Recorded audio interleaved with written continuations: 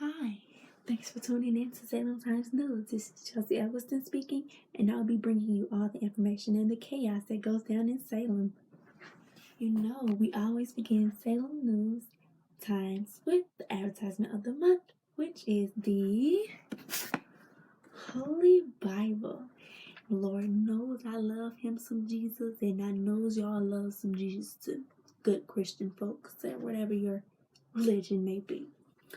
But yes, the Holy Bible. This Bible contains all of the books. It can tell you all about how everything was started, how you were started, how we were started. You know, let us know how us good kin folks really came about in this world. So, this book can be found at any bookstore you know, or consignment shop, or offline for as cheap as $2. I know most folks don't believe me, but $2, I promise you. This book has taught me a lot about life. I have grown closer to God. So, if you love Jesus and you know you respect him and you believe in the highest power, you should get the Holy Bible. Holy Bible, okay? So when your pastor asks you to take out that book, you say, "Got it, Pastor. Thank you. And please go buy your Holy Bible."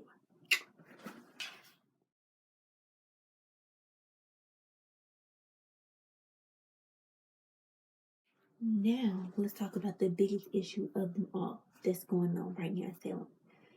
And what I like to call it is bullcrap. Because now you have people that's innocent getting hanged because of what another person is saying on their name to mess up their name and their reputation. And it's gotten very chaotic to the point where they're just hanging people, and it is what it is. If your name is said in court or you're accused of something, it is what it is. You're going to get hanged or killed, executed, smushed down, pressed together, rolled over. It has gotten really crazy. And it's just too much at a time. So you got people not telling the truth, people making up lies on victims. I mean, the people who are making up lies and not keeping it real or being honest haven't been done anything to yet. Like, it's just really crazy because the innocent people have to watch their families or friends or close loved ones get hanged and just wake up in the morning and see them every day on the tree. It has just really gotten chaotic in Salem. So now everybody want to point the things at each other and not keep it real. So now you got people getting hanged. It's just too much. And it's like, if you can do that, you can just hang somebody just because of what another person said. That means they got control over everybody in Salem. It's just that simple. Once your name is said, I come get you, you're home. Too much. So everybody wants to put a stop to it. We need to do this, we need to do that. No. How about they should all come together as a congregation, a community, a family, and talk about it. Lay ground rules on what you will and will not happen in Salem. It's your place, your safety. You put your life in jeopardy and nobody else. So let's all come together. That's just what goes down in Salem. If you're gonna be a family, be a family. If you're gonna be a community, be a community. Let's not everybody play lies and play the victim game. Because it's not working, because it's getting people hanged, innocent people. And it's like, ain't no going back. After you say their name in court, there's no going back. After they're hanged, you can't bring them back alive. So yes, let's all make a change in Salem. Hi, I'm Jazra Malone, and this is Salem Times News. I'm here to inform you that Rebecca Nurse has died. Rebecca Nurse, age 71, died on July 19, 1692. She was executed by the government for being a witch during the Salem witch trials. Although there was not enough credible evidence against her, she was still hanged as a witch. The daughter of William and Joanna Town, born in Great Yarmouth, England, in 1621, she was the mother of 7 children and a wife of Francis Nurse.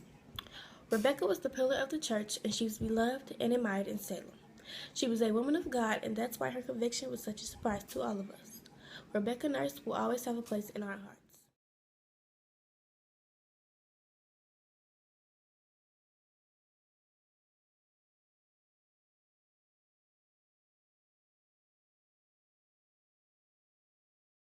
On the other hand, Elizabeth Proctor was taken into custody today for being a witch. Yes, a witch. Surprising, right?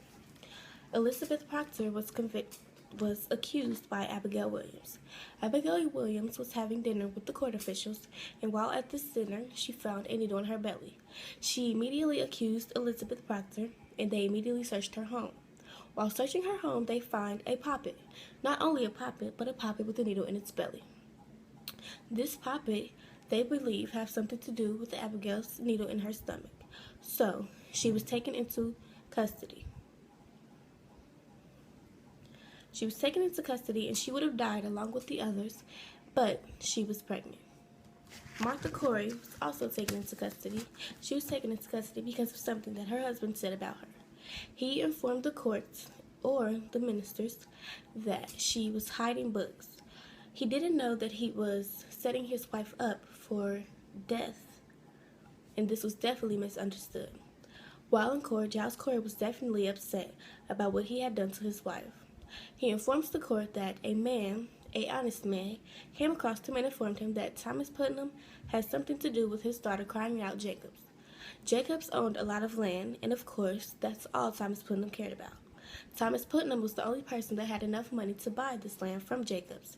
So, of course, they believed that they heard Thomas Putnam inform his daughter to cry out Jacobs.